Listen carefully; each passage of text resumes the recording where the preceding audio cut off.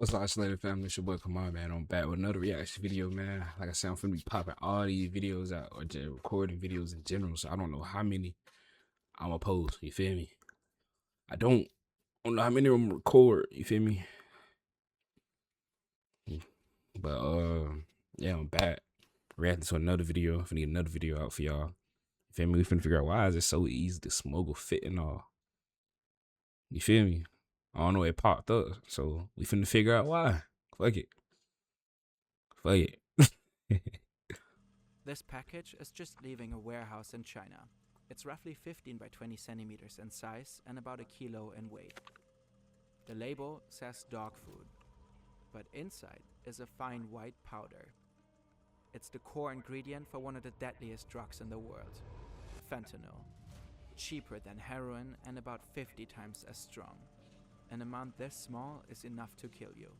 In the US, fentanyl has become the #1 source of death for adults under 50, surpassing cancer, heart disease, and car accidents. How can its God. ingredients just move freely across continents, shipped, sorted, and delivered like an ordinary online order? Behind it lies a billion-dollar system, run by cartels, fueled by global trade, and enabled by broken regulations. A deadly supply chain hiding in plain sight. This is how fentanyl is trafficked.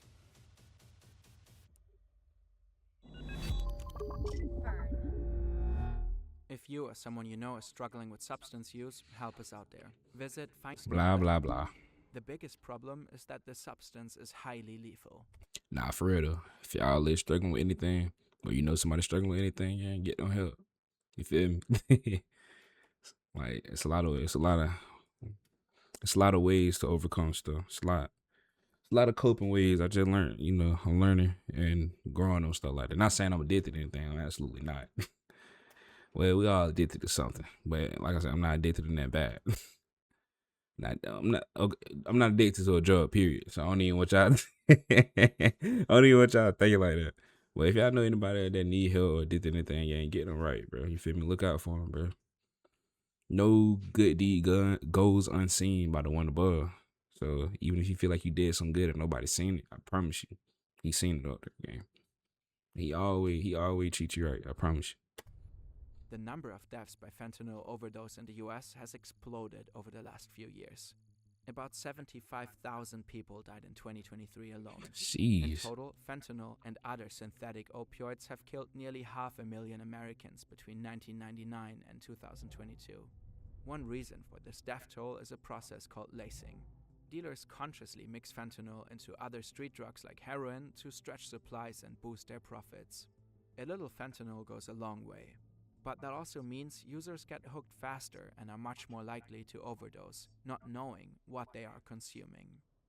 For those who traffic it, fentanyl has another major upside. It's synthetic. That means it's incredibly cheap and easy to produce. The business is so profitable that Mexican cartels have massively shifted to fentanyl over the last few years.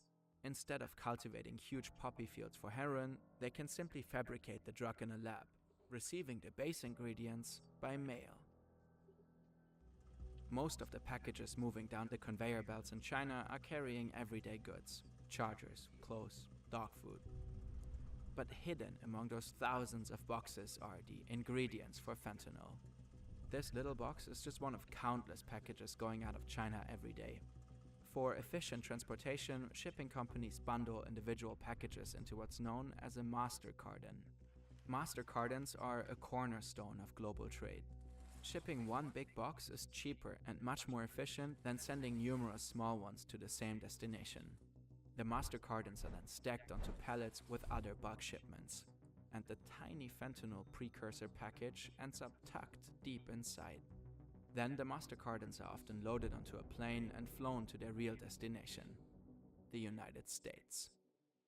There's something about taking flight, getting that bird's eye view, seeing how small details connect to a much bigger system. Perspective matters, whether you're trying to understand global trade, piece together a true crime story, or really understand a complex idea. You I need to smell look an at ad things coming from up. different angles. That's what Brilliant helps you to do. The hands-on learning platform helps you Sniper, become a better Sniper Ma, y'all ready? thousands 3, of 2, 1. hands-on. Ooh, The cutoff I'm is resty. I'm resty. I'm resty. €150.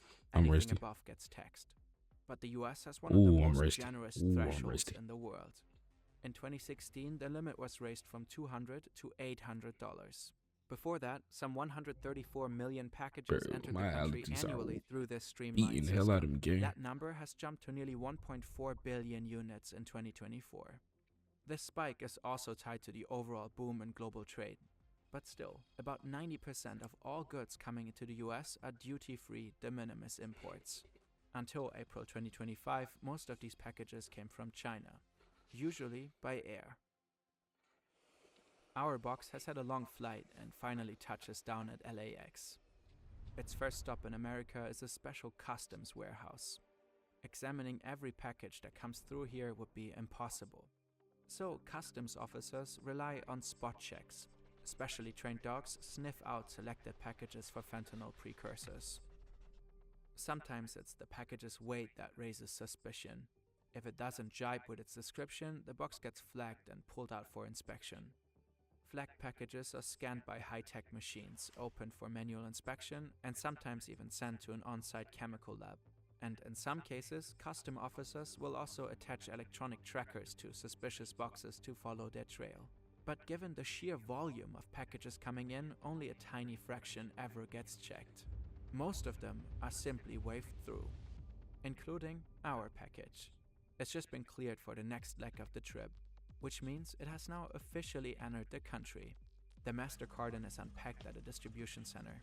The smaller parcels are sorted by destination. The next leg of transport is handled by one of the regular US delivery firms. Our package still has a long road ahead. Its next stop is Mexico. The vast majority of illicit fentanyl is manufactured here. It's first shipped to a US address near the Mexican border. That's when a new link in the supply chain takes over to handle the border crossing. The address is a private home. The tenant is an elderly man. Some products can't be shipped to Mexico directly. This is where the man comes in. He's offering a personal cross-border delivery to make some extra money, a common side hustle in the border region. People in Mexico can have their packages shipped to his US address. Then he drives them over in his private car. Now he's on his way to the border with a couple of boxes in the trunk. The package from China is one of them. The border works similar to the airport. Small boxes are rarely checked. The cartels are counting on that. The man in the car looks harmless. He doesn't even know what's in our package. He's waved through. The next stop is a distribution center in the Mexican state of Sinaloa. Local freight carriers will forward the packages to the addresses supplied by their Mexican customers. And so our package reaches its final destination, a secret drug lab. This is where it's open for the first time. Bro, The Sinaloa cartel is one of allergies the are most going powerful crazy. and violent criminal organizations in the world.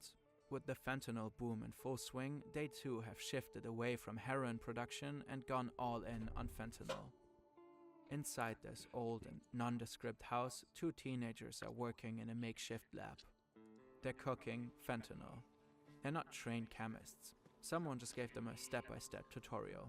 They open the package containing the powder from China and start prepping a new batch. It's complete routine. The process is always the same. Making fentanyl is almost as easy as baking cake. You don't need much gear either. Our 1 kilo package yields up to 50,000 doses of fentanyl. Now the finished drug heads back to the US. It can cross the border in all kinds of ways, attached to or even carried inside the bodies of so-called drug mules, or disguised among regular cargo on some ordinary delivery van. Smugglers have hidden fentanyl pills in candy bags, sewn them into clothing, and in some cases, drugs are even implanted into pets. They're simply betting on the fact that it's impossible for customs to check every person or item that crosses the border. More often than not, it's US citizens who drive the drugs across the border in their private cars. Sometimes they come up with clever hidden compartments like this one. The car is just minutes away from crossing. The driver can already see the custom officers up ahead, with drug-sniffing dogs working car to car. He starts to get nervous. But just as they're coming toward him, the agents pull away. The dog needs a break. The stash in his car goes undetected. The driver exhales. And just like that, more fentanyl made it into the US. In 2024 alone, nearly 10 tons of the drug were seized along the US Mexico border. But the amount that actually made it through is by all likelihood much higher. The fentanyl crisis has also become a geopolitical flashpoint. The US accuses China of fueling the epidemic on purpose. Beijing, for its part, claims to have cracked down on the fentanyl trade years ago. The real problem lies in controlling the precursors. They are much harder to regulate. Chemical suppliers in China are using false return labels and deceptive packaging to conceal their illegal business with fentanyl precursors. Washington has even talked about a new opium war. In April 2025, President Trump signed an executive order to eliminate duty-free de minimis imports from China and Hong Kong. He cited the ongoing health emergency posed by fentanyl trafficking as one of the reasons for the high tariffs on Chinese goods. China denies the accusations. Beijing says the crisis is completely made in the US and therefore the sole responsibility of the American government. Meanwhile, Trump has also accused Mexico of not doing enough to crack down on the drug cartels. Curbing the international fentanyl trade is extremely difficult. The drug has long made its way beyond North America and reached places like Europe. Probes in several German cities have shown that fentanyl is already being mixed into street heroin.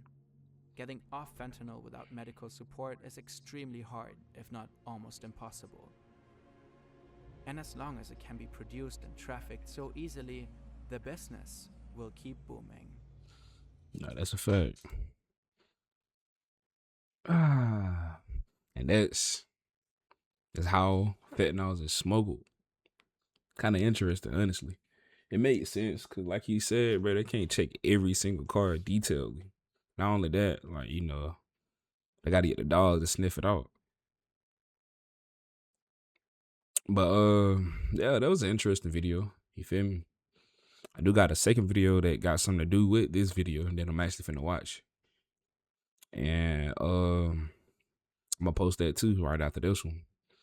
But it was a smooth little video. I enjoyed watching it with y'all. You feel me? If you made it this far, I love you. Shout out to you. But without further ado, isolated family, it's your boy Kemai, and I'm gone.